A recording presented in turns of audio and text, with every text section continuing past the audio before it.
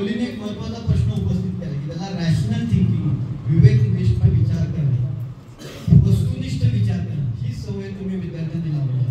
प्रत्येक गोष्टीला काय आहे, का आहे हे प्रश्न आपण विचारतात का? आता हे तुला दिसलं, तुझ्या मनामध्ये तू कुठेतरी लहानपणी पुस्तकात वाचलेल्या, मैत्रिणीमध्ये वाचलेल्या भूताच्या कथा घर पडत असतात, त्या कथांची तू याला रिलेट करतेस. आता असा विचार कर की रात्र आहे, रस्त्यावर जी वाहनं आहेत, काही लाईटच्या मुवमेंट्स होत असतील, काही शॅडोज असतील, त्या शॅडोज आणि लाईट्स मला दिसतात. This is a rational thinking. So be rational, be scientific आणि बी ऑब्जेक्टिव्ह. काय आहे आणि काय हे दोन प्रश्न पडलेच पाहिजे. म्हणजे मग तुम्ही तुमच्या अंधश्रद्धेच्या वाचनाला विवेकनिष्ठ विचार करा हे याच्यावर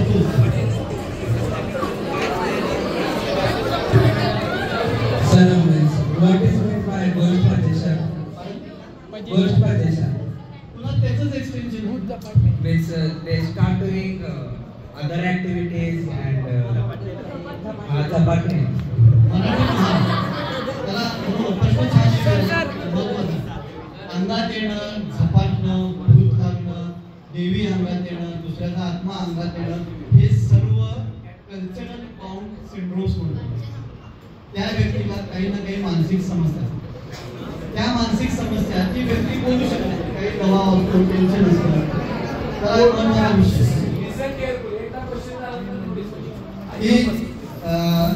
ह्या गोष्टी त्या मानसिक समस्या असतात. तर हे बोलता तर येत नाही. मग कोणत्या प्रकारे व्यक्त करायचं, तर ज्या व्यक्त केल्यानं त्या माणसाकडे लोकांचं लक्ष, एखाद्या महिलेकडे, घरातल्या स्त्रीकडे कोणी लक्ष देत नाही, पण तिच्या अंगात देवी आले की लगेच हळदी कुंकू तिच्या पायाला पडतात.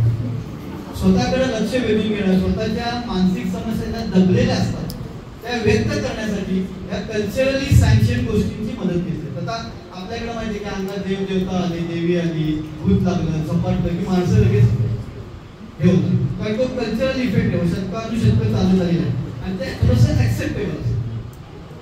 म्हणून ही माणसं अशा प्रकारे करतात. अंगात येणं, देवी येणं, झपाटणं म्हणजे त्या व्यक्तीला काही ना काही मानसिक समस्या असतात ज्या ते शब्दात व्यक्त करू शकत नाही आणि त्यानंतर मग ते अशा वेगवेगळ्या प्रकारे व्यक्त करायचा प्रयत्न. त्याला हे त्याला पोझिशन सिंड्रोम असं आम्ही नाव देतो. हे सगळीकडे आहे ना, भारतातच असं नाही, सगळ्या जपानमध्ये आहे, अमेरिकेत आहे, युरोपमध्ये आहे. त्याला पोझिशन सिंड्रोम असंच नाव दिलं. मनातल्या दडपण, अव्यक्त भावना, विचार, काळजी, टेन्शन व्यक्त करण्याचा कल्चरली सँक्शन मार्ग म्हणजे ठीक आहे.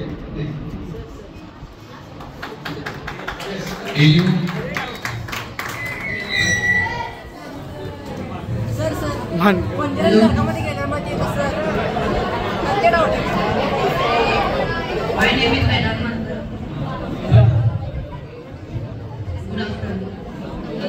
तर कोकणात करणी म्हणजे काय असतं? करणी वगैरे या अंधश्रद्धाशी संबंधित गोष्ट आहे.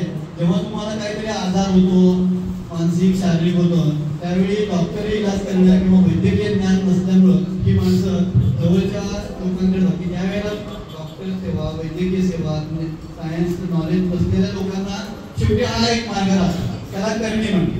आता अगदी कोकणात साप चावला तरी उतारा उतरायचा. साप चावल्यावरती तुम्ही अँटीस्नेक वेनम घ्यायला पाहिजे, दवाखान्यात जायला पाहिजे. पण विषारी साप चावला तरी ते ह्याच्याकडे जात माझ्यासाठी पेशंट होतो. विंचू चावला तरी विंचूचं विष उतरवायला ह्याच्याकडे देवविषयाकडे जातो. ऍक्च्युली काय करावं लागतं, दवाखान्यात जा, ट्रीटमेंट घ्या. कोकणामध्ये खूप होत असतं, साप आणि विंचू खूप असतात. त्याच्या विषय भारताच्या शेजारामध्ये तुळशी असतात, त्याच्यावरती तुम्ही जर मेडिकल ऑफिसरकडे गेला तर तिथं लस उपलब्ध असते. त्याच्याऐवजी असं करतात, हा अंधश्रद्धेचा भाग.